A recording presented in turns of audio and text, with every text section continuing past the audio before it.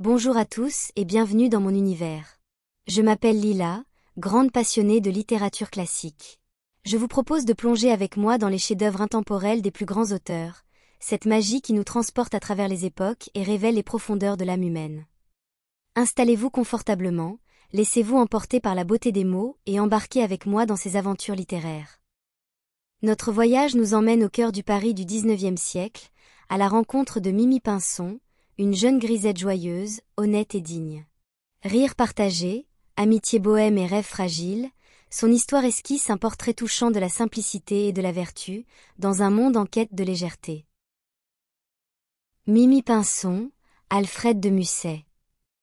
Parmi les étudiants qui suivaient, l'an passé, les cours de l'école de médecine, se trouvait un jeune homme nommé Eugène Aubert. C'était un garçon de bonne famille, qui avait à peu près 19 ans.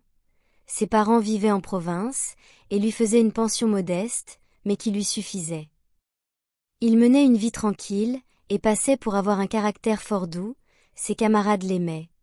En toutes circonstances, on le trouvait bon et serviable, la main généreuse et le cœur ouvert. Le seul défaut qu'on lui reprochait était un singulier penchant à la rêverie et à la solitude, et une réserve si excessive dans son langage et ses moindres actions, qu'on l'avait surnommé la petite fille, surnom, du reste, dont il riait lui-même, et auquel ses amis n'attachaient aucune idée qui pût l'offenser, le sachant aussi brave qu'un autre au besoin. Mais il était vrai que sa conduite justifiait un peu ce sobriquet, surtout par la façon dont elle contrastait avec les mœurs de ses compagnons. Tant qu'il n'était question que de travail, il était le premier à l'œuvre. Mais, s'il s'agissait d'une partie de plaisir, d'un dîner au moulin de beurre, ou d'une contredanse à la chaumière, la petite fille secouait la tête et regagnait sa chambrette garnie. Chose presque monstrueuse parmi les étudiants. Non seulement Eugène n'avait pas de maîtresse, quoique son âge et sa figure eussent pu lui valoir des succès, mais on ne l'avait jamais vu faire le galant au comptoir d'une grisette, usage immémorial au quartier latin. Les beautés qui peuplent la montagne Sainte-Geneviève, et se partagent les amours des écoles, lui inspiraient une sorte de répugnance qui allait jusqu'à l'aversion. Il les regardait comme une espèce à part, dangereuse, ingrate et dépravée, née pour laisser partout le mal et le malheur en échange de quelques plaisirs. Gardez-vous de ces femmes-là, disait-il. Ce sont des poupées de fer rouge. Et il ne trouvait malheureusement que trop d'exemples pour justifier la haine qu'elles lui inspiraient. Les querelles, les désordres, quelquefois même la ruine qu'entraînent ces liaisons passagères, dont les dehors ressemblent au bonheur, n'étaient que trop faciles à citer, l'année dernière comme aujourd'hui, et probablement comme l'année prochaine. Il va sans dire que les amis d'Eugène le raillaient continuellement sur sa morale et ses scrupules. « Que prétends-tu » lui demandait souvent un de ses camarades nommé Marcel, qui faisait profession d'être un bon vivant. Que prouve une faute, ou un accident arrivé une fois par hasard? Qu'il faut s'abstenir, répondait Eugène, de peur que cela n'arrive une seconde fois. Faux raisonnement, répliquait Marcel, argument de capucin de cartes, qui tombe si le compagnon trébuche. De quoi vas-tu t'inquiéter? Tel d'entre nous a perdu au jeu, est-ce une raison pour se faire moine? L'un n'a plus le sou, l'autre boit de l'eau fraîche, est-ce qu'Élise en perd l'appétit? À qui la faute si le voisin porte sa montre au mont-de-piété pour aller se casser un bras à Montmorency? La voisine n'en est pas manchotte. Tu te bats pour Rosalie, on te donne un coup d'épée. Elle te tourne le dos, c'est tout simple. En a-t-elle moins fine taille? Ce sont de ces petits inconvénients dont l'existence est parsemée, et ils sont plus rares que tu ne penses. Regarde un dimanche, quand il fait beau temps, que de bonnes paires d'amis dans les cafés, les promenades et les guinguettes. Considère-moi ces gros omnibus bien rebondis, bien bourrés de grisettes, qui vont au Ranelagh ou à Belleville. Compte ce qui sort, un jour de fête seulement, du quartier Saint-Jacques. Les bataillons de modistes, les armées de lingères, les nuées de marchandes de tabac. Tout cela s'amuse, tout cela a ses amours, tout cela va s'abattre autour de Paris, sous les tonnelles des campagnes, comme des volées de friquet. S'il pleut, cela va au mélodrame manger des oranges et pleurer. Car cela mange beaucoup, c'est vrai, et pleure aussi très volontiers. C'est ce qui prouve un bon caractère. Mais quel mal font ces pauvres filles, qui ont cousu, bâti, ourlé, piqué et ravaudé toute la semaine, en prêchant d'exemple, le dimanche, l'oubli des mots et l'amour du prochain. Et que peut faire de mieux un honnête homme, qui, de son côté, vient de passer 8 jours à disséquer des choses peu agréables, que de se débarbouiller la vue en regardant un visage frais, une jambe ronde, et la belle nature. Sépulcre blanchi, disait Eugène. Je dis et maintiens, continuait Marcel, qu'on peut et doit faire l'éloge des grisettes, et qu'un usage modéré en est bon. Premièrement, elles sont vertueuses, car elles passent la journée à confectionner les vêtements les plus indispensables à la pudeur et à la modestie. En second lieu, elles sont honnêtes, car il n'y a pas de maîtresse lingère ou autre, qui ne recommande à ses filles de boutique de parler au monde poliment. Troisièmement, elles sont très soigneuses et très propres, attendu qu'elles ont sans cesse entre les mains du linge et des étoffes qu'il ne faut pas qu'elles gâtent, sous peine d'être moins bien payées. Quatrièmement, elles sont sincères, parce qu'elles boivent du ratafia. En cinquième lieu, elles sont économes et frugales, parce qu'elles ont beaucoup de peine à gagner 30 sous, et s'il se trouve des occasions où elles se montrent gourmandes et dépensières, ce n'est jamais avec leur propre denier. Sixièmement, elles sont très gaies, parce que le travail qui les occupe est en général ennuyeux à mourir, et qu'elles frétillent comme le poisson dans l'eau dès que l'ouvrage est terminé. Un autre avantage qu'on rencontre en elles, c'est qu'elles ne sont point gênantes, vu qu'elles passent leur vie clouées sur une chaise dont elles ne peuvent pas bouger, et que par conséquent il leur est impossible de courir après leurs amants comme les dames de bonne compagnie. En outre, elles ne sont pas bavardes, parce qu'elles sont obligées de compter leurs points. Elles ne dépensent pas grand-chose pour leurs chaussures, parce qu'elles marchent peu, ni pour leur toilette, parce qu'il est rare qu'on leur fasse crédit. Si on les accuse d'inconstance, ce n'est pas parce qu'elles lisent de mauvais romans ni par méchanceté naturelle. Cela tient au grand nombre de personnes différentes qui passent devant leur boutique. D'un autre côté, elles prouvent suffisamment qu'elles sont capables de passions véritables, par la grande quantité d'entre elles qui se jettent journellement dans la Seine ou par la fenêtre, ou qui s'asphyxient dans leur domicile. Elles ont, il est vrai, l'inconvénient d'avoir presque toujours faim et soif, précisément à cause de leur grande tempérance. Mais il est notoire qu'elles peuvent se contenter, en guise de repas, d'un verre de bière et d'un cigare, qualité précieuse qu'on rencontre bien rarement en ménage. Bref, je soutiens qu'elles sont bonnes, aimables, fidèles et désintéressées, et que c'est une chose regrettable, lorsqu'elles finissent à l'hôpital. Lorsque Marcel parlait ainsi, c'était la plupart du temps au café, quand il s'était un peu échauffé la tête. Il remplissait alors le verre de son ami, et voulait le faire boire à la santé de mademoiselle Pinson, ouvrière en linge, qui était leur voisine. Mais Eugène prenait son chapeau, et, tandis que Marcel continuait à pérorer devant ses camarades, il s'esquivait doucement. Mademoiselle Pinson n'était pas précisément ce qu'on appelle une jolie femme. Il y a beaucoup de différence entre une jolie femme et une jolie grisette. Si une jolie femme, reconnue pour telle, et ainsi nommée en langue parisienne, s'avisait de mettre un petit bonnet, une robe de guingamp et un tablier de soie, elle serait tenue, il est vrai, de paraître une jolie grisette. Mais si une grisette s'affuble d'un chapeau, d'un camail de velours et d'une robe de palmyre, elle n'est nullement forcée d'être une jolie femme. Bien au contraire, il est probable qu'elle aura l'air d'un porte-manteau, et, en l'ayant, elle sera dans son droit. La différence consiste donc dans les conditions où vivent ces deux êtres, et principalement dans ce morceau de carton roulé, recouvert d'étoffe et appelé chapeau, que les femmes ont jugé à propos de s'appliquer de chaque côté de la tête, à peu près comme les œillères des chevaux. Il faut remarquer cependant que les œillères empêchent les chevaux de regarder de côté et d'autre, et que le morceau de carton n'empêche rien du tout. Quoi qu'il en soit, un petit bonnet autorise un nez retroussé, qui, à son tour, veut une bouche bien fendue, à laquelle il faut de belles dents, et un visage rond pour cadre. Un visage rond demande des yeux brillants. Le mieux est qu'il soit le plus noir possible, et les sourcils à l'avenant. Les cheveux sont ad libitum, attendu que les yeux noirs s'arrangent de tout. Un tel ensemble, comme on le voit, est loin de la beauté proprement dite. C'est ce qu'on appelle une figure chiffonnée, figure classique de grisette, qui serait peut-être laide sous le morceau de carton, mais que le bonnet rend parfois charmante, et plus jolie que la beauté. Ainsi était mademoiselle Pinson. Marcel s'était mis dans la tête qu'Eugène devait faire la cour à cette demoiselle. Pourquoi ? Je n'en sais rien, si ce n'est qu'il était lui-même l'adorateur de mademoiselle Zélia, amie intime de mademoiselle Pinson. Il lui semblait naturel et commode d'arranger ainsi les choses à son goût, et de faire amicalement l'amour. De pareils calculs ne sont pas rares, et réussissent assez souvent, l'occasion, depuis que le monde existe, étant, de toutes les tentations, la plus forte. Qui peut dire ce qu'on fait naître d'événements heureux ou malheureux, d'amour, de querelles, de joie ou de désespoir, deux portes voisines, un escalier secret, un corridor, un carreau cassé? Certains caractères, pourtant, se refusent à ces jeux du hasard. Ils veulent conquérir leurs jouissances, non les gagner à la loterie, et ne se sentent pas disposés à aimer parce qu'ils se trouvent en diligence à côté d'une jolie femme. Tel était Eugène, et Marcel le savait.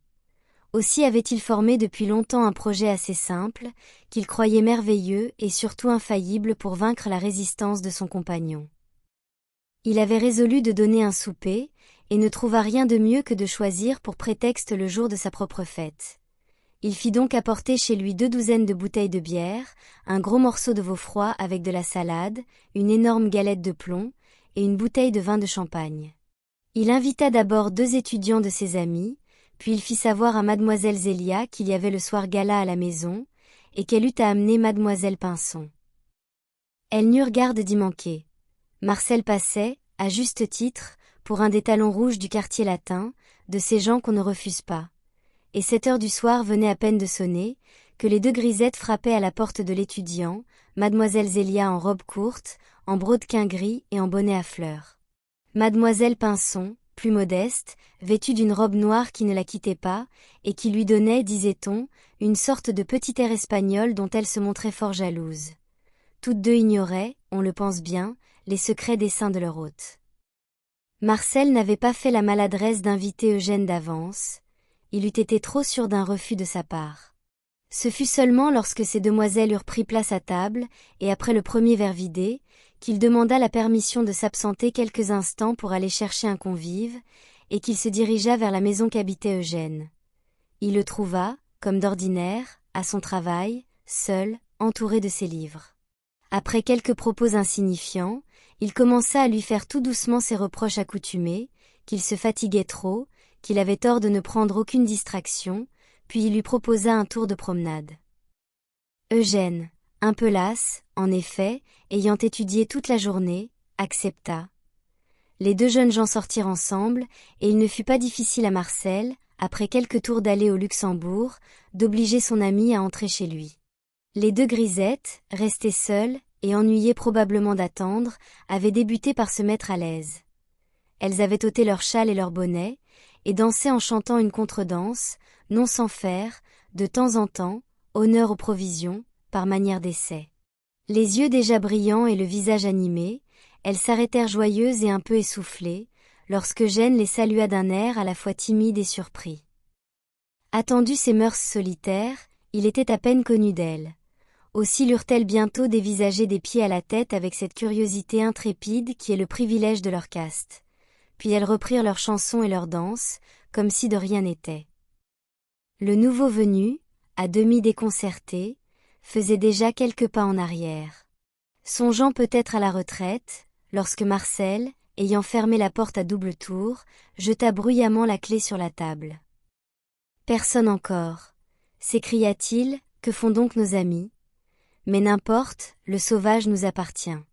Mesdemoiselles, je vous présente le plus vertueux jeune homme de France et de Navarre, qui désire depuis longtemps avoir l'honneur de faire votre connaissance, et qui est, particulièrement, grand admirateur de mademoiselle Pinson. » La contredanse s'arrêta de nouveau. Mademoiselle Pinson fit un léger salut, et reprit son bonnet. « Eugène » s'écria Marcel, « c'est aujourd'hui ma fête. Ces 2 dames ont bien voulu venir la célébrer avec nous. Je t'ai presque amené de force, c'est vrai, mais j'espère que tu resteras de bon gré, à notre commune prière.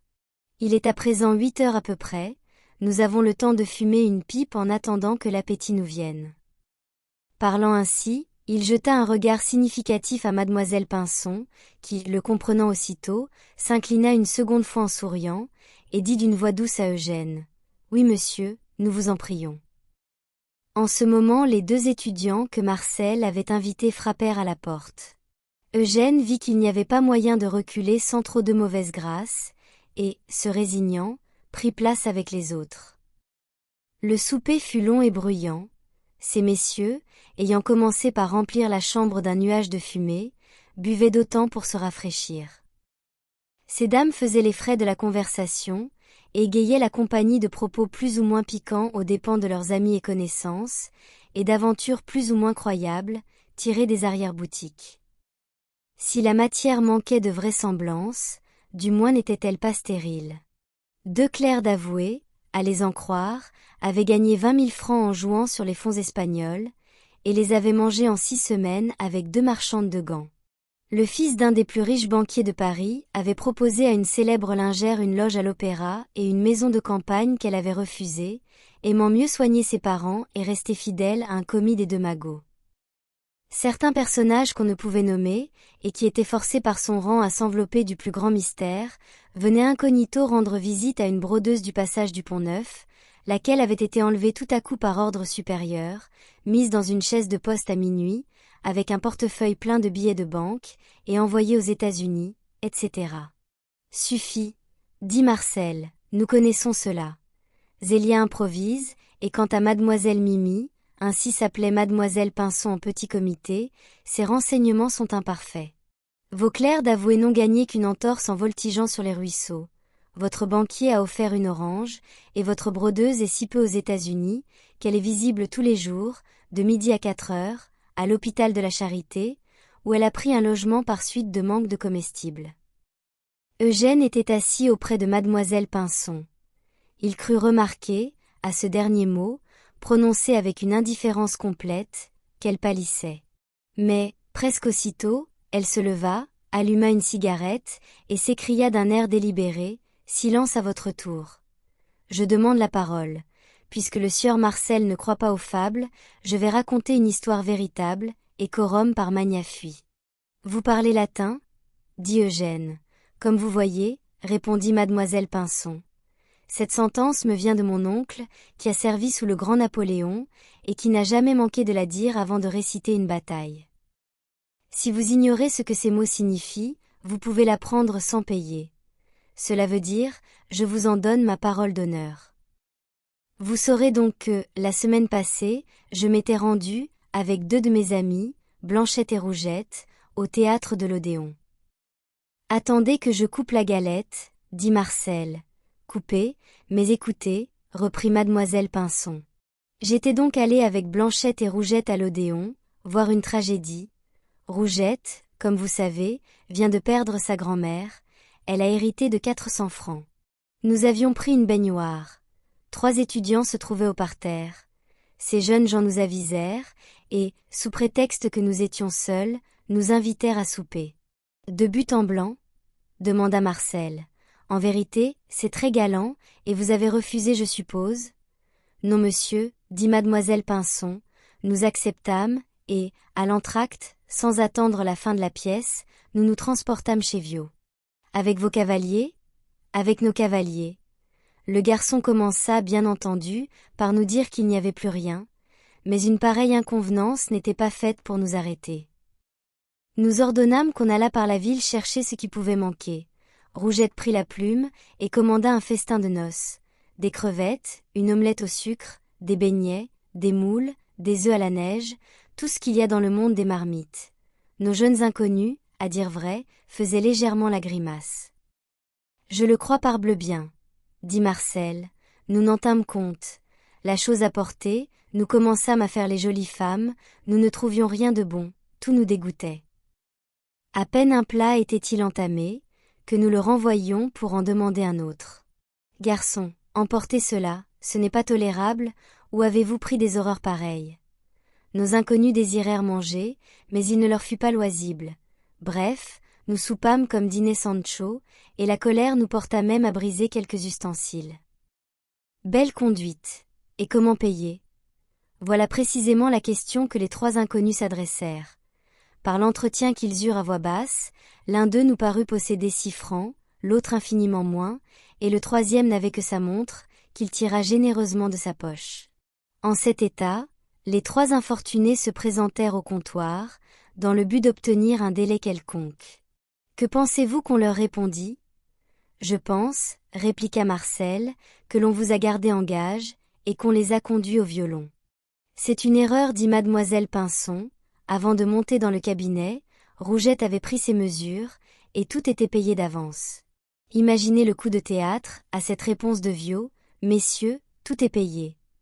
Nos inconnus nous regardèrent comme jamais trois chiens n'ont regardé trois évêques, avec une stupéfaction piteuse mêlée d'un pur attendrissement. Nous, cependant, sans feindre d'y prendre garde, nous descendîmes et fîmes venir un fiacre. Chère marquise, me dit Rougette, il faut reconduire ces messieurs chez eux. Volontiers, chère comtesse, répondis-je. Nos pauvres amoureux ne savaient plus quoi dire. Je vous demande s'ils étaient penauds. Ils se défendaient de notre politesse, ils ne voulaient pas qu'on les reconduisît, ils refusaient de dire leur adresse. Je le crois bien. Ils étaient convaincus qu'ils avaient affaire à des femmes du monde, et ils demeuraient rue du Chat qui pêche. Les deux étudiants, amis de Marcel, qui, jusque-là, n'avaient guère fait que fumer et boire en silence, semblèrent peu satisfaits de cette histoire. Leurs visages se rembrunirent. Peut-être en savaient-ils autant que mademoiselle Pinson sur ce malencontreux souper, car ils jetèrent sur elle un regard inquiet, lorsque Marcel lui dit en riant, « Nommez les masques, mademoiselle Mimi. Puisque c'est de la semaine dernière, il n'y a plus d'inconvénient. » « Jamais, monsieur, dit la grisette. On peut berner un homme, mais lui faire tort dans sa carrière, jamais. Vous avez raison, dit Eugène, et vous agissez en cela plus sagement peut-être que vous ne pensez. De tous ces jeunes gens qui peuplent les écoles, il n'y en a presque pas un seul, qui n'ait derrière lui quelque faute ou quelque folie, et cependant c'est de là que sortent tous les jours ce qu'il y a en France de plus distingué et de plus respectable, des médecins, des magistrats. Oui, reprit Marcel, c'est la vérité. Il y a des pairs de France en herbe qui dînent chez Flicoteaux, et qui n'ont pas toujours de quoi payer la carte. Mais, ajouta-t-il en clignant de l'œil, n'avez-vous pas revu vos inconnus? Pour qui nous prenez-vous? Répondit mademoiselle Pinson, d'un air sérieux et presque offensé. Connaissez-vous Blanchette et Rougette? Et supposez-vous que moi-même? C'est bon, dit Marcel, ne vous fâchez pas. Mais voilà, en somme, une belle équipée. Trois écervelés qui n'avaient peut-être pas de quoi dîner le lendemain, et qui jettent l'argent par les fenêtres pour le plaisir de mystifier trois pauvres diables qui n'en peuvent. Pourquoi nous invite-t-il à souper? Répondit mademoiselle Pinson.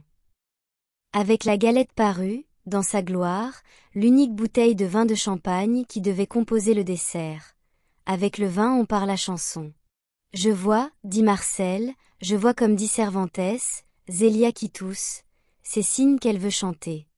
Mais, si ces messieurs le trouvent bon, c'est moi qu'on fête, et qui par conséquent prie mademoiselle Mimi, si elle n'est pas enrouée par son anecdote, de nous honorer d'un couplet. Eugène, continua-t-il, sois donc un peu galant, trinque avec ta voisine, et demande-lui un couplet pour moi. Eugène rougit et obéit. De même que mademoiselle Pinson n'avait pas dédaigné de le faire pour l'engager lui-même à rester, il s'inclina, et lui dit timidement, « Oui mademoiselle, nous vous en prions. » En même temps, il souleva son verre, et toucha celui de la grisette. De ce léger choc sortit un son clair et argentin. Mademoiselle Pinson saisit cette note au vol, et d'une voix pure et fraîche la continua longtemps en cadence. « Allons, dit-elle, j'y consens, puisque mon verre me donne le la, mais que voulez-vous que je vous chante? Je ne suis pas bégueule, je vous en préviens, mais je ne sais pas de couplet de corps de garde. Je ne m'encanaille pas la mémoire. » Connu, dit Marcel, vous êtes une vertu. Allez votre train, les opinions sont libres. Eh bien, reprit mademoiselle Pinson, je vais vous chanter à la bonne venue des couplets qu'on a fait sur moi. Attention. Quel est l'auteur? Mes camarades du magasin, c'est de la poésie faite à l'aiguille, ainsi je réclame l'indulgence. Y a-t-il un refrain à votre chanson? Certainement. La belle demande. En ce cas-là, dit Marcel, prenons nos couteaux, et, au refrain, tapons sur la table, mais tâchons d'aller en mesure. Zélia peut s'abstenir si elle veut. Pourquoi cela? Malhonnête garçon, demanda Zélia en colère. Pour cause, répondit Marcel, mais, si vous désirez être de la partie, tenez, frappez avec un bouchon, cela aura moins d'inconvénients pour nos oreilles et pour vos blanches mains. Marcel avait rangé en rond les verres et les assiettes, et s'était assis au milieu de la table, son couteau à la main. Les deux étudiants du souper de Rougette, un peu ragaillardis, ôtèrent le fourneau de leur pipe pour frapper avec le tuyau de bois. Eugène rêvait, Zélia boudait. Mademoiselle Pinson prit une assiette, et fit signe qu'elle voulait la casser, ce à quoi Marcel répondit par un geste d'assentiment, en sorte que la chanteuse, ayant pris les morceaux, pour s'en faire des castagnettes, commença ainsi les couplets que ses compagnes avaient composés, après s'être excusée d'avance de ce qu'ils pouvaient contenir de trop flatteur pour elle. Mimi Pinson est une blonde que l'on connaît. Elle n'a qu'une robe au monde, l'Andrirette, et qu'un bonnet. Le grand Turc en a davantage. Dieu voulut, de cette façon, la rendre sage. On ne peut pas la mettre en gage, la robe de Mimi Pinson.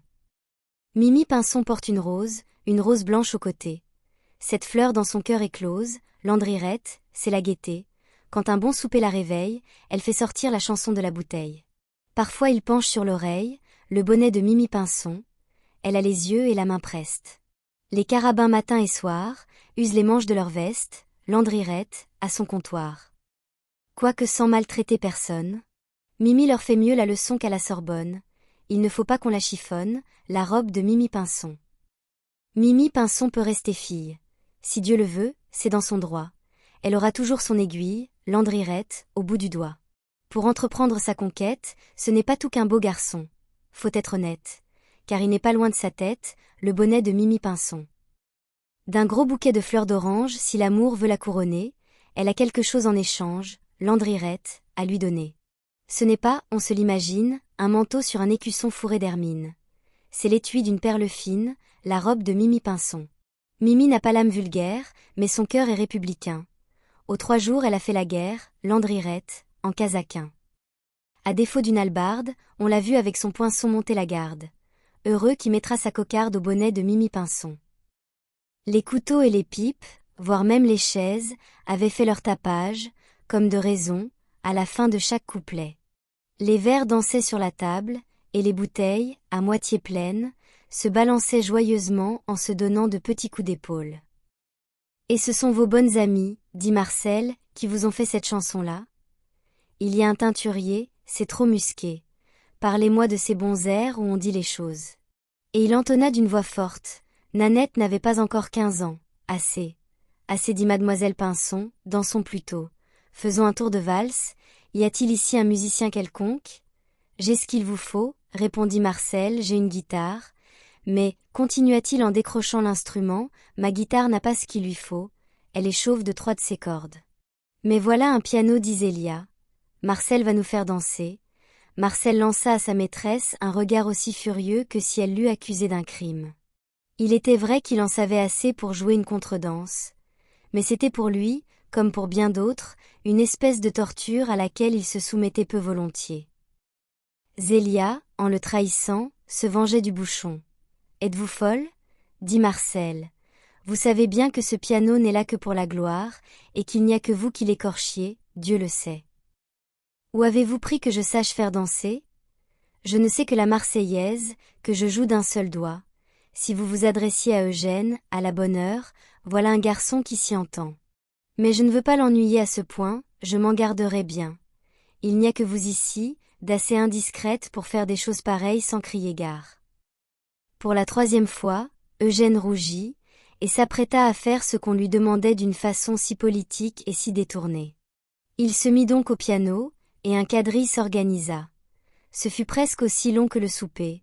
Après la contredanse vint une valse, après la valse, le galop, car on galope encore au quartier latin. Ces dames surtout étaient infatigables, et faisaient des gambades et des éclats de rire à réveiller tout le voisinage. Bientôt Eugène, doublement fatigué par le bruit et par la veillée, tomba, tout en jouant machinalement, dans une sorte de demi-sommeil, comme les postillons qui dorment à cheval.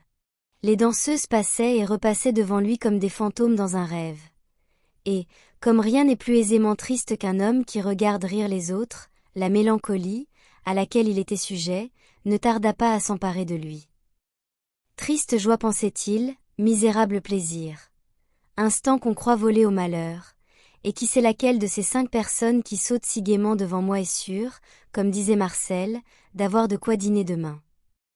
Comme il faisait cette réflexion, mademoiselle Pinson passa près de lui. Il crut la voir, tout en galopant, prendre à la dérobée un morceau de galette resté sur la table, et le mettre discrètement dans sa poche. Le jour commençait à paraître quand la compagnie se sépara. Eugène, avant de rentrer chez lui, marcha quelque temps dans les rues pour respirer l'air frais du matin. Suivant toujours ses tristes pensées, il se répétait tout bas, malgré lui, la chanson de la grisette. Elle n'a qu'une robe au monde et qu'un bonnet. Est-ce possible? Se demandait-il. La misère peut-elle être poussée à ce point, se montrer si franchement, et se railler d'elle-même? Peut-on rire de ce qu'on manque de pain? Le morceau de galette emporté n'était pas un indice douteux. Eugène ne pouvait s'empêcher d'en sourire, et en même temps, d'être ému de pitié. Cependant, pensait-il encore, elle a pris de la galette et non du pain. Il se peut que ce soit par gourmandise. Qui sait? C'est peut-être l'enfant d'une voisine à qui elle veut rapporter un gâteau, peut-être une portière bavarde, qui raconterait qu'elle a passé la nuit dehors, un cerbère qu'il faut apaiser. Ne regardant pas où il allait, Eugène s'était engagé par hasard dans ce dédale de petites rues qui sont derrière le carrefour Bussy, et dans lesquelles une voiture passe à peine. Au moment où il allait revenir sur ses pas, une femme, enveloppée dans un mauvais peignoir, la tête nue, les cheveux en désordre, pâle et défaite, sortit d'une vieille maison. Elle semblait tellement faible, qu'elle pouvait à peine marcher, ses genoux fléchissaient, elle s'appuyait sur les murailles, et paraissait vouloir se diriger vers une porte voisine, où se trouvait une boîte aux lettres, pour y jeter un billet qu'elle tenait à la main. Surpris et effrayé, Eugène s'approcha d'elle, et lui demanda où elle allait, ce qu'elle cherchait, et s'il pouvait l'aider.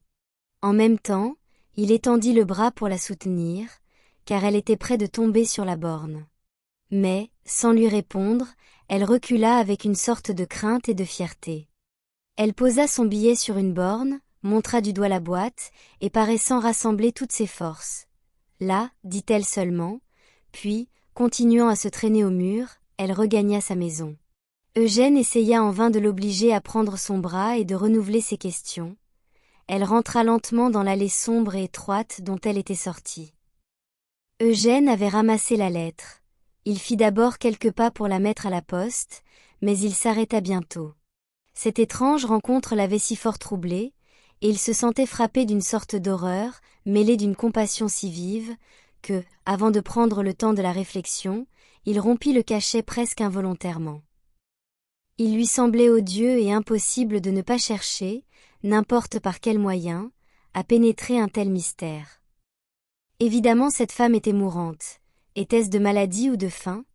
Ce devait être, en tout cas, de misère. Eugène ouvrit la lettre.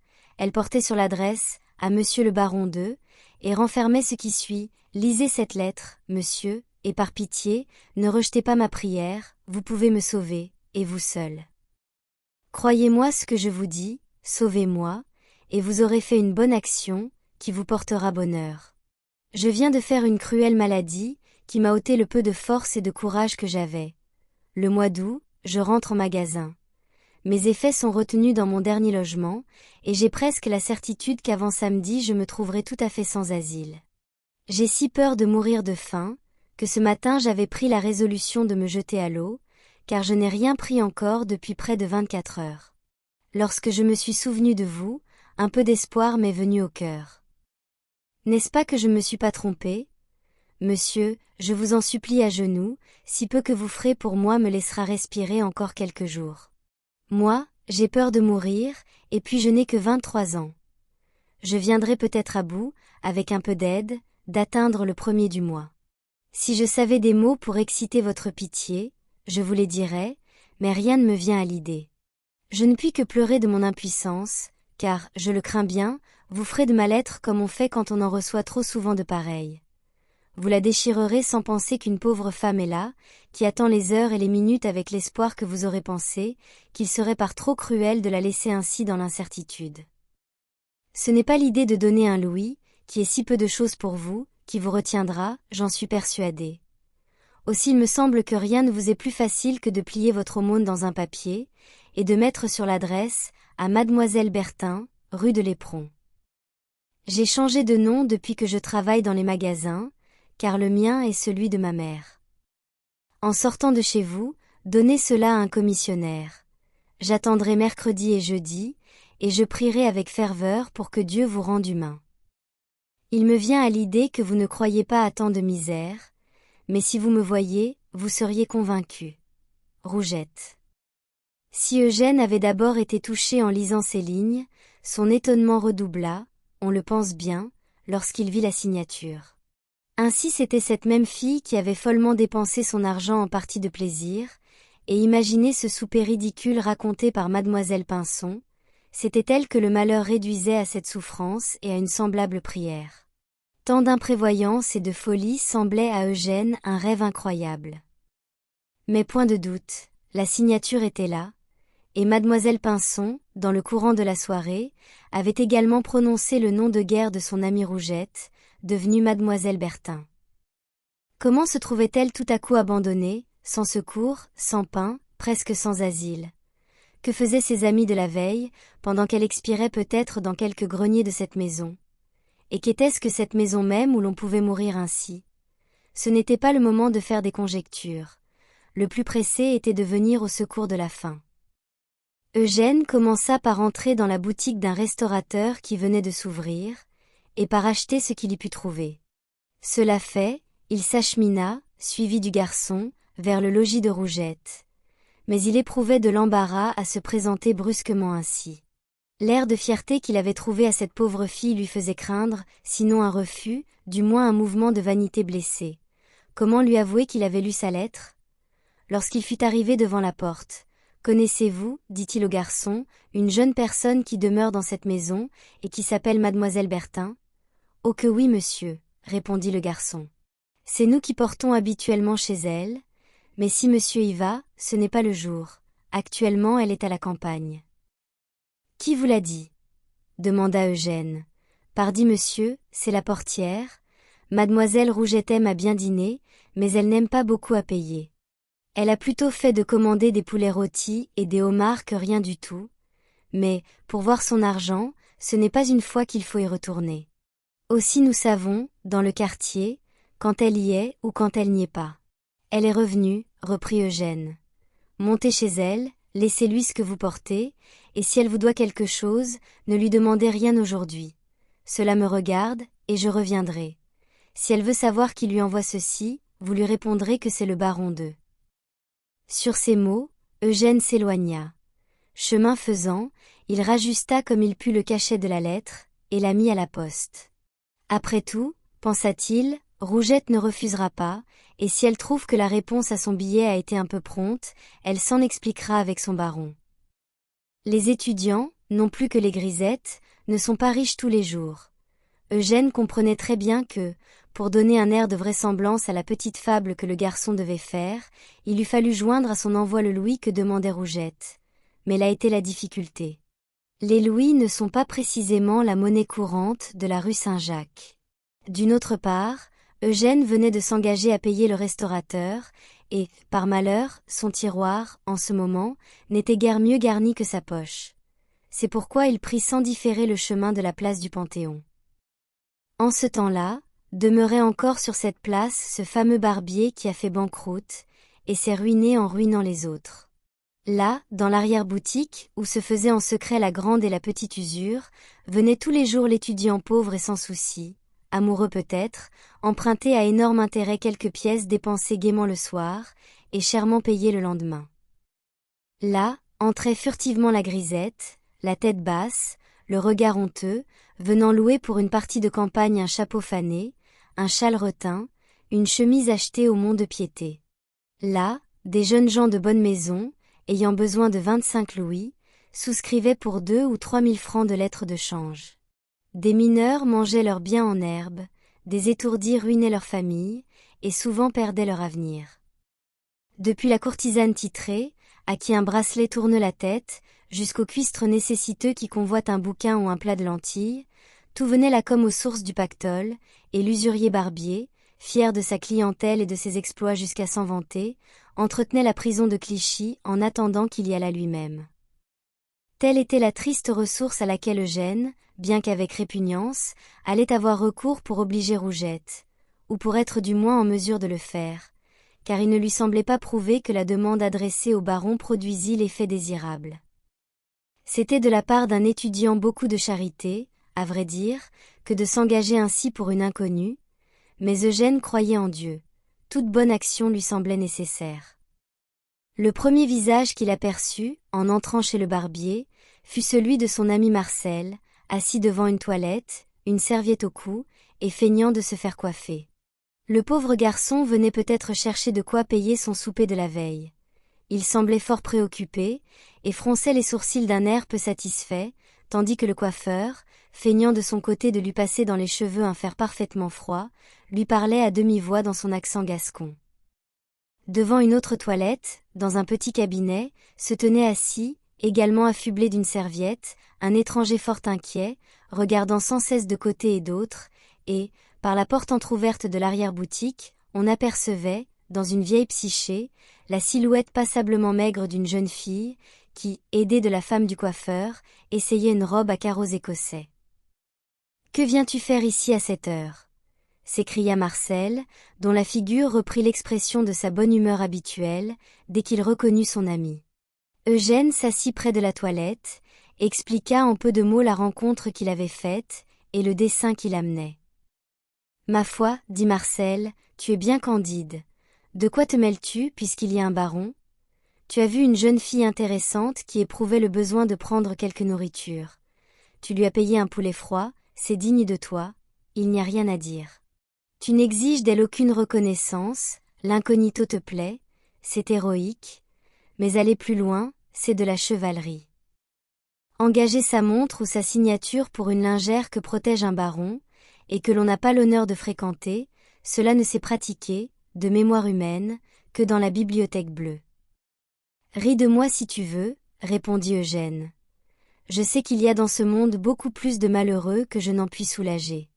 Ceux que je ne connais pas, je les plains. Mais si j'en vois un, il faut que je l'aide. Il m'est impossible, quoi que je fasse, de rester indifférent devant la souffrance. Ma charité ne va pas jusqu'à chercher les pauvres, je ne suis pas assez riche pour cela, mais quand je les trouve, je fais l'aumône. En ce cas, reprit Marcel, tu as fort à faire, il n'en manque pas dans ce pays-ci. Qu'importe, dit Eugène encore ému du spectacle dont il venait d'être témoin. Vaut-il mieux laisser mourir les gens et passer son chemin ? Cette malheureuse est une étourdie, une folle, tout ce que tu voudras. Elle ne mérite peut-être pas la compassion qu'elle fait naître, mais cette compassion, je la sens. Vaut-il mieux agir comme ses bonnes amies, qui déjà ne semblent pas plus se soucier d'elle, que si elle n'était plus au monde, et qui l'aidaient hier à se ruiner ? À qui peut-elle avoir recours ? À un étranger qui allumera un cigare avec sa lettre, ou à mademoiselle Pinson, je suppose, qui soupe en ville et danse de tout son cœur, pendant que sa compagne meurt de faim. Je t'avoue, mon cher Marcel, que tout cela, bien sincèrement, me fait horreur.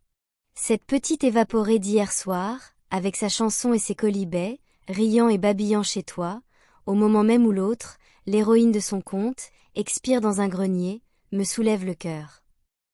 Vivre ainsi en amie, presque en sœur, pendant des jours et des semaines, courir les théâtres, les bals, les cafés, et ne pas savoir le lendemain si l'une est morte et l'autre en vie, c'est pis que l'indifférence des égoïstes, c'est l'insensibilité de la brute. Ta mademoiselle Pinson est un monstre, et tes grisettes que tu vantes, ces mœurs sans vergogne, ces amitiés sans âme, je ne sais rien de si méprisable. Le barbier, qui, pendant ses discours, avait écouté en silence, et continué de promener son fer froid sur la tête de Marcel, sourit d'un air malin lorsque Eugène se tut. Tour à tour, bavard comme une pie, ou plutôt comme un perruquier qu'il était, lorsqu'il s'agissait de méchants propos, taciturne et laconique comme un Spartiate, dès que les affaires étaient en jeu, il avait adopté la prudente habitude de laisser toujours d'abord parler ses pratiques, avant de mêler son mot à la conversation. L'indignation qu'exprimait Eugène, en termes si violents, lui fit toutefois rompre le silence. « Vous êtes sévère, monsieur, dit-il en riant et en gasconnant. J'ai l'honneur de coiffer mademoiselle Mimi, et je crois que c'est une fort excellente personne. » Oui, dit Eugène, excellente en effet, s'il est question de boire et de fumer. Possible, reprit le barbier, je ne dis pas non, les jeunes personnes, ça rit, ça chante, ça fume, mais il y en a qui ont du cœur. Où voulez-vous en venir, père Cadédi ? Demanda Marcel, pas tant de diplomatie. Expliquez-vous tout net. Je veux dire, répliqua le barbier en montrant l'arrière-boutique, qu'il y a là, pendu à un clou, Une petite robe de soie noire que ces messieurs connaissent sans doute, s'ils connaissent la propriétaire, car elle ne possède pas une garde-robe très compliquée. Mademoiselle Mimi m'a envoyé cette robe ce matin au petit jour. Et je présume que, si elle n'est pas venue au secours de la petite Rougette, c'est qu'elle-même ne roule pas sur l'or. Voilà qui est curieux, dit Marcel, se levant et entrant dans l'arrière-boutique, sans égard pour la pauvre femme aux carreaux écossais. La chanson de Mimi en a donc menti, puisqu'elle met sa robe en gage, mais avec quoi diable fera-t-elle ses visites à présent? Elle ne va donc pas dans le monde aujourd'hui? Eugène avait suivi son ami. Le barbier ne les trompait pas. Dans un coin poudreux, au milieu d'autrardes de toute espèce, était humblement et tristement suspendue l'unique robe de mademoiselle Pinson. C'est bien cela, dit Marcel. Je reconnais ce vêtement pour l'avoir vu tout neuf il y a 18 mois. C'est la robe de chambre, l'amazone et l'uniforme de parade de mademoiselle Mimi. Il doit y avoir à la manche gauche une petite tache, grosse comme une pièce de 5 sous, causée par le vin de champagne. Et combien avez-vous prêté là-dessus, père Cadédy? Car je suppose que cette robe n'est pas vendue, et qu'elle ne se trouve dans ce boudoir qu'en qualité de nantissement. J'ai prêté 4 francs, répondit le barbier, et je vous assure, monsieur, que c'est pure charité. À tout autre je n'aurais pas avancé plus de 40 sous, car la pièce est diablement mûre, on y voit à travers, c'est une lanterne magique. Mais je sais que mademoiselle Mimi me payera, elle est bonne pour 4 francs. Pauvre Mimi, reprit Marcel. Je gagerai tout de suite mon bonnet, qu'elle n'a emprunté cette petite somme que pour l'envoyer à Rougette. Ou pour payer quelques dettes criardes, dit Eugène. Non, dit Marcel, je connais Mimi. Je la crois incapable de se dépouiller pour un créancier. Possible encore, dit le barbier. J'ai connu mademoiselle Mimi dans une position meilleure que celle où elle se trouve actuellement. Elle avait alors un grand nombre de dettes. On se présentait journellement chez elle pour saisir ce qu'elle possédait, et on avait fini, en effet, par lui prendre tous ses meubles, excepté son lit, car ces messieurs savent sans doute qu'on ne prend pas le lit d'un débiteur. Or, mademoiselle Mimi avait dans ce temps-là 4 robes fort convenables. Elle les mettait toutes les 4 l'une sur l'autre, et elle couchait avec pour qu'on ne les saisit pas. C'est pourquoi je serais surpris si, n'ayant plus qu'une seule robe aujourd'hui, elle l'engageait pour payer quelqu'un. Pauvre Mimi, répéta Marcel, mais, en vérité, comment s'arrange-t-elle? Elle a donc trompé ses amis? Elle possède donc un vêtement inconnu? Peut-être se trouve-t-elle malade d'avoir trop mangé de galettes, et, en effet, si elle est au lit, elle n'a que faire de s'habiller. N'importe, père Cadédy, cette robe me fait peine, avec ses manches pendantes qui ont l'air de demander grâce. Tenez, retranchez-moi 4 francs sur les 35 livres que vous venez de m'avancer, et mettez-moi cette robe dans une serviette, que je la rapporte à cet enfant. Eh bien Eugène, continua-t-il, que dit à cela ta charité chrétienne? Que tu as raison, répondit Eugène, de parler et d'agir comme tu fais, mais que je n'ai peut-être pas tort. J'en fais le pari, si tu veux. Soit, dit Marcel, parions un cigare, comme les membres du Jockey-Club. Aussi bien, tu n'as plus que faire ici, j'ai 31 francs, nous sommes riches. Allons de ce pas chez mademoiselle Pinson, je suis curieux de la voir. Il mit la robe sous son bras, et tous deux sortirent de la boutique. Mademoiselle est allée à la messe, répondit la portière aux 2 étudiants, lorsqu'ils furent arrivés chez mademoiselle Pinson. À la messe? Dit Eugène surpris. À la messe, répéta Marcel, c'est impossible, elle n'est pas sortie, laissez-nous entrer, nous sommes de vieux amis. Je vous assure, monsieur, répondit la portière, qu'elle est sortie pour aller à la messe, il y a environ 3/4 d'heure. Et à quelle église est-elle allée? À Saint-Sulpice, comme de coutume, elle n'y manque pas un matin. Oui, je sais qu'elle prie le bon Dieu, mais cela me semble bizarre qu'elle soit dehors aujourd'hui. La voici qui rentre, monsieur. Elle tourne la rue, vous la voyez vous-même. Mademoiselle Pinson, sortant de l'église, revenait chez elle, en effet.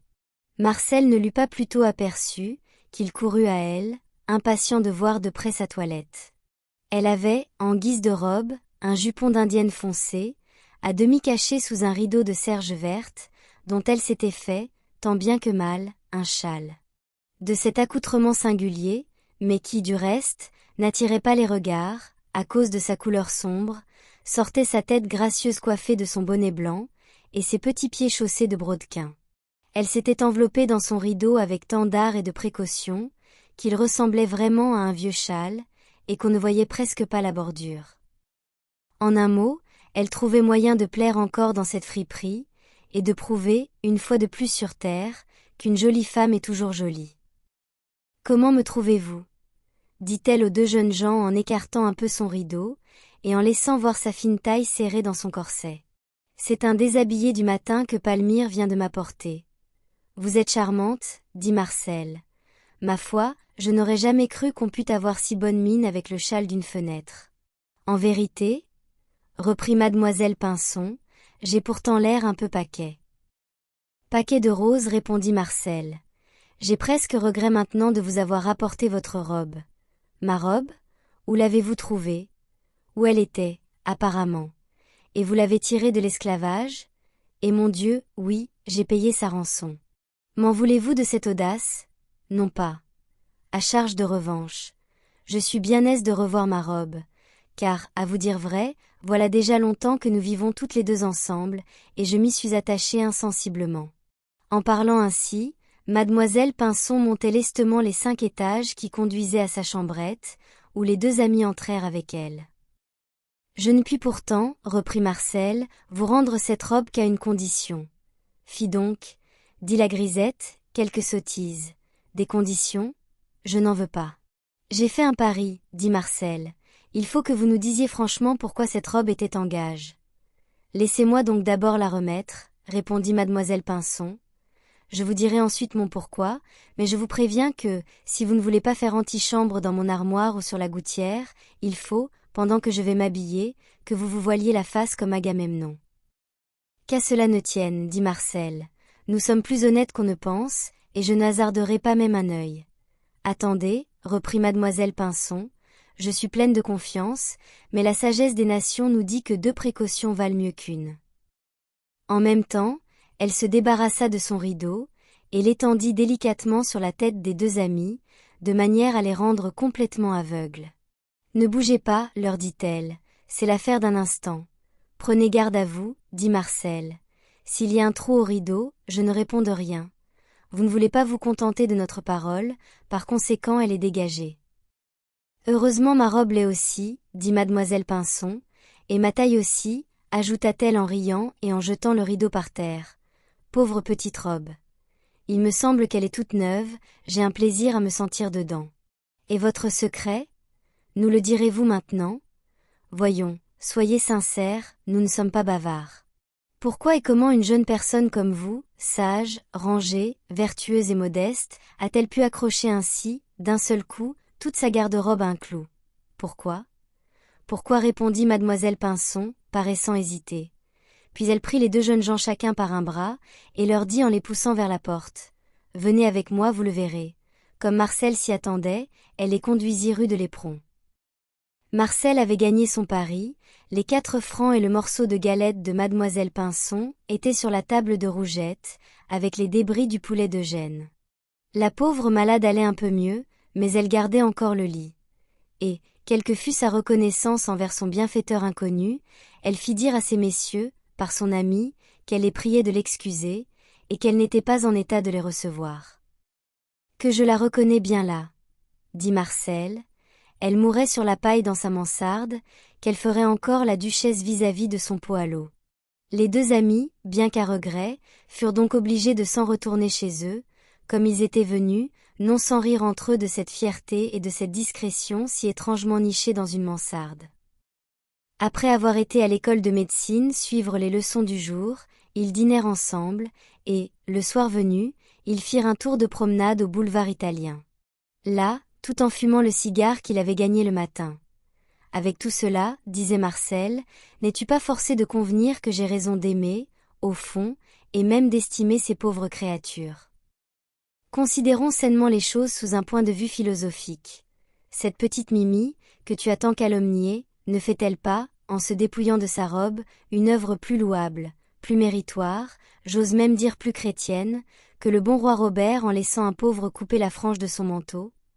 Le bon roi Robert, d'une part, avait évidemment quantité de manteaux. D'un autre côté, il était à table, dit l'histoire, lorsqu'un mendiant s'approcha de lui, en se traînant à quatre pattes, et coupa avec des ciseaux la frange d'or de l'habit de son roi.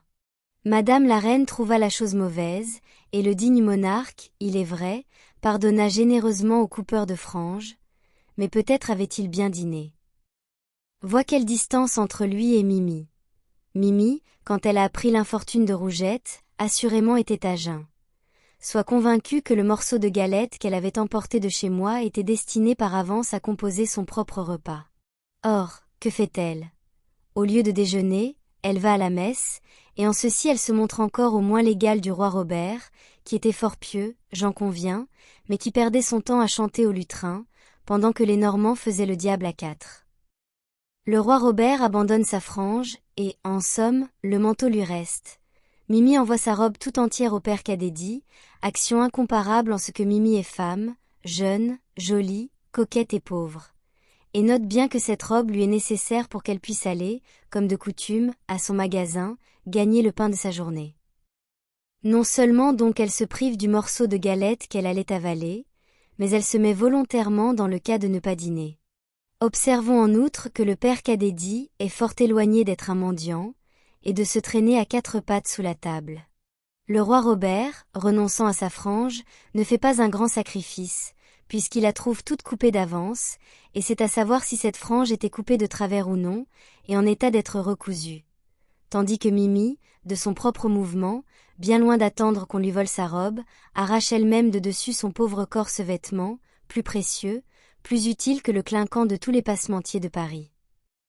Elle sort vêtue d'un rideau, mais sois sûre qu'elle n'irait pas ainsi dans un autre lieu que l'église.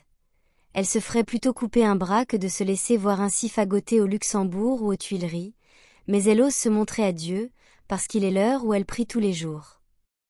Crois-moi Eugène, dans ce seul fait de traverser avec son rideau la place Saint-Michel, la rue de Tournon et la rue du Petit Lion, où elle connaît tout le monde, il y a plus de courage, d'humilité et de religion véritable, que dans toutes les hymnes du bon roi Robert, dont tout le monde parle pourtant, depuis le grand Bossuet jusqu'au plat Anctil, tandis que Mimi mourra inconnue dans son 5e étage, entre un pot de fleurs et un ourlet. Tant mieux pour elle, dit Eugène. Si je voulais maintenant, dit Marcel, continuer à comparer, je pourrais te faire un parallèle entre Mucius Scaevola et Rougette. Penses-tu, en effet, qu'il soit plus difficile à un Romain du temps de Tarquin de tenir son bras, pendant 5 minutes, au-dessus d'un réchaud allumé, qu'à une grisette contemporaine de rester 24 heures sans manger? Ni l'un ni l'autre n'ont crié, mais examine par quel motif. Mucius est au milieu d'un camp, en présence d'un roi étrusque qu'il a voulu assassiner. Il a manqué son coup d'une manière pitoyable, il est entre les mains des gendarmes. Qu'imagine-t-il? Une bravade. Pour qu'on l'admire avant qu'on le pende, il se roussit le poing sur un tison, car rien ne prouve que le brasier fût bien chaud, ni que le poing soit tombé en cendres. Là-dessus, le digne Porcena, stupéfait de sa fanfaronnade, lui pardonne et le renvoie chez lui. Il est à parier que ledit Porcena, capable d'un tel pardon, avait une bonne figure, et que Scaevola se doutait que, en sacrifiant son bras, il sauvait sa tête. Rougette, au contraire, endure patiemment le plus horrible et le plus lent des supplices, celui de la faim. Personne ne la regarde. Elle est seule au fond d'un grenier, et elle n'a là pour l'admirer ni Porcena, c'est-à-dire le baron, ni les Romains, c'est-à-dire les voisins, ni les Étrusques, c'est-à-dire ses créanciers, ni même le brasier, car son poêle est éteint. Or, pourquoi souffre-t-elle sans se plaindre? Par vanité d'abord, cela est certain, mais Mucius est dans le même cas. Par grandeur d'âme ensuite, et ici est sa gloire.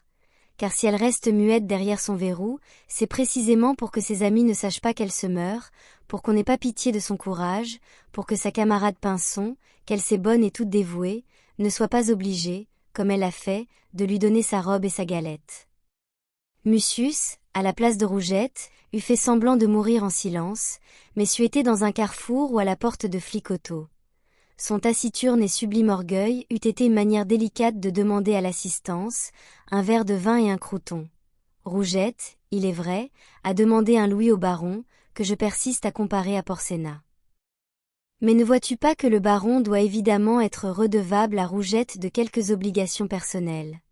cela saute aux yeux du moins clairvoyant. Comme tu l'as, d'ailleurs, sagement remarqué, il se peut que le baron soit à la campagne, et dès lors Rougette est perdue.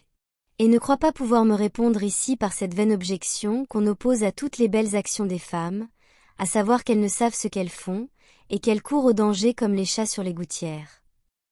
Rougette sait ce qu'est la mort. Elle a vu de près au pont d'Iéna, car elle s'est déjà jetée à l'eau une fois, et je lui ai demandé si elle avait souffert. Elle m'a dit que non, qu'elle n'avait rien senti, excepté au moment où on l'avait repêchée, parce que les bateliers la tiraient par les jambes, et qui lui avaient, à ce qu'elle disait, raclé la tête sur le bord du bateau. Assez Diogène, fais-moi grâce de tes affreuses plaisanteries. Réponds-moi sérieusement.